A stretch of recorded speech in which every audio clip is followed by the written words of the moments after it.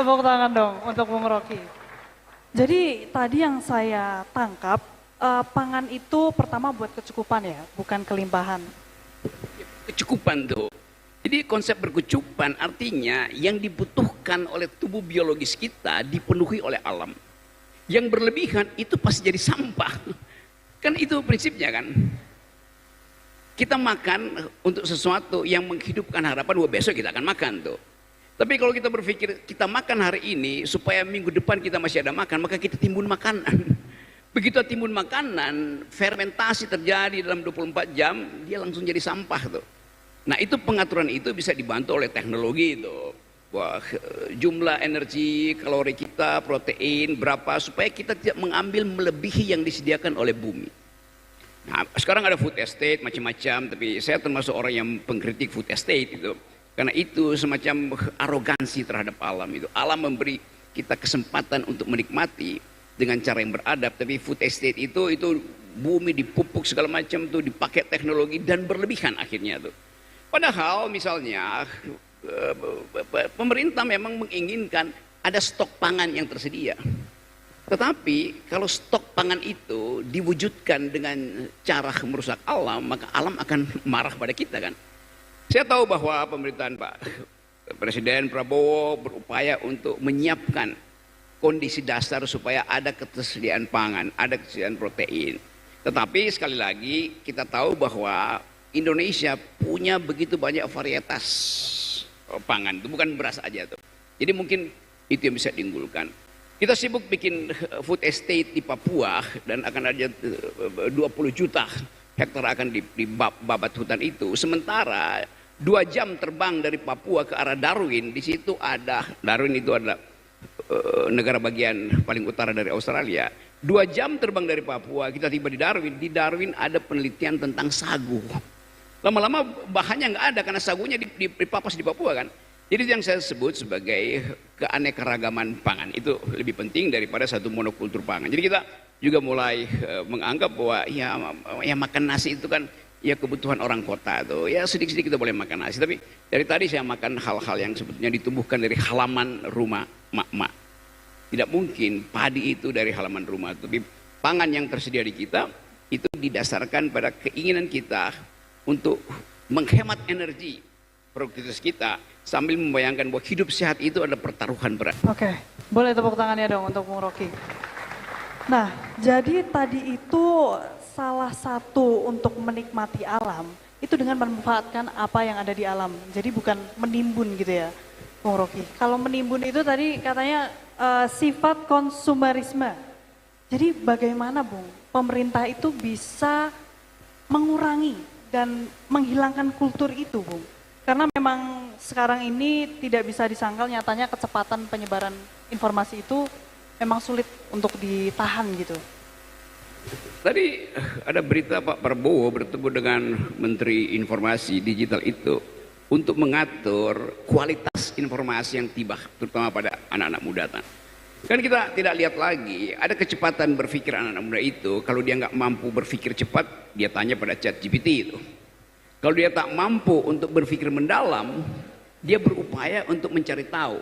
Nah sebaiknya kita ingin supaya anak-anak muda ini memproduksi kuriositas supaya kalau dia bertanya ke artificial intelligence betul-betul pertanyaannya mendalam. Yang kita sebut ChatGPT itu semacam tempat dikumpulkannya problem. Jadi kalau problem yang kita tanyakan problem yang dangkal-dangkal, lama-lama ChatGPT bilang, oh ya Jawa Barat itu pertanyaannya dangkal. Itu artinya manusianya dangkal juga tuh. Jadi itu yang saya maksud, anak-anak muda desa itu ajukan pertanyaan yang berkualitas, tajam, supaya ChatGPT tidak bisa menjawab. Itu. Kalau bisa dijawab ChatGPT itu artinya pertanyaan dangkal. Nah di situ kita belajar. Jadi saya kira itu baik buat kepala desa seluruh Indonesia. Ajarkan pada masyarakat baru kita, pada anak-anak muda kita, Gen Z itu untuk mengajukan pertanyaan yang paling fundamental itu. Misalnya, coba tanya pada ChatGPT, apa beda antara pohon dan sungai? ChatGPT pasti akan jawab secara gampang. Sungai itu menghidupkan pohon. Karena itu sungai akan melalui akar-akar pohon. Kalau teman-teman kepala desa bilang tidak, bukan begitu. Sungai adalah apa yang mengalir melalui kapiler pohon. Jadi sungai apa yang naik ke atas pohon dan sisanya yang pergi ke laut. Orang mulai berpikir, mana mungkin sungai bisa naik pohon? Kalau begitu pertanyaannya, kalau tidak ada sungai naik pohon, bagaimana mungkin pohon itu memproduksi karbohidrat, memproduksi karbon dioksida, menyimpan hijau daun? Jadi kita bongkar cara berpikirnya itu. Demikian juga kalau kita sebut, ada paham kan yang belajar biologi, akar kita itu, akar pohon itu menyerap air. Air yang naik ke atas pohon, tiba di daun oleh matahari, diubah menjadi energi. Sisanya malam hari jatuh ke bumi. Lalu jadi sumber para sastrawan untuk membuat puisi bahwa embun pagi engkau telah selamatkan hidupku. Karena semalam aku tak tahu panas apa yang ada di dadaku. Tumbuh inspirasi. Jadi kalau kita bilang setiap pohon adalah sungai, maka itu adalah pelajaran ekologi. Memotong pohon artinya membendung sungai. Kan begitu cara berpikirnya. Yang tidak diajarkan di sekolah-sekolah. Tapi justru dengan itu kita provokasi millennials ini untuk berpikir alternatif.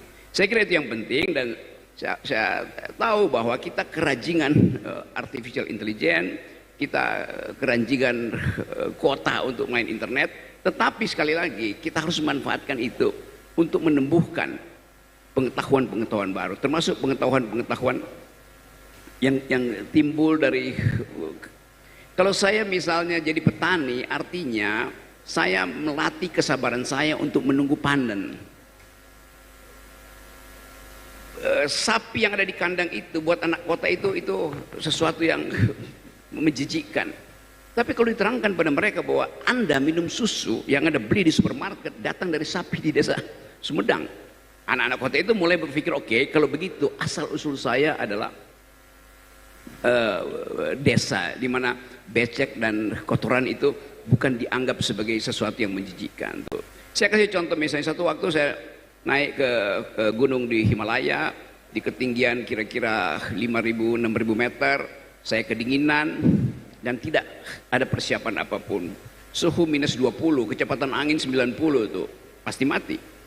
Kebetulan di sekitar situ ada kandang-kandang sapi itu, yang namanya yak, binatang endemi di pergunungan Himalaya. Saya kumpulkan kotoran sapi itu karena saya tahu pengetahuan bahwa kotoran sapi itu adalah biomasa, dia memproduksi panas. Jadi saya kumpulkan aja kotoran sapi, masukin ke tenda, tidur di atas kotoran sapi. Itu cara menyelamatkan hidup. Jadi kotoran itulah yang menyelamatkan saya, bukan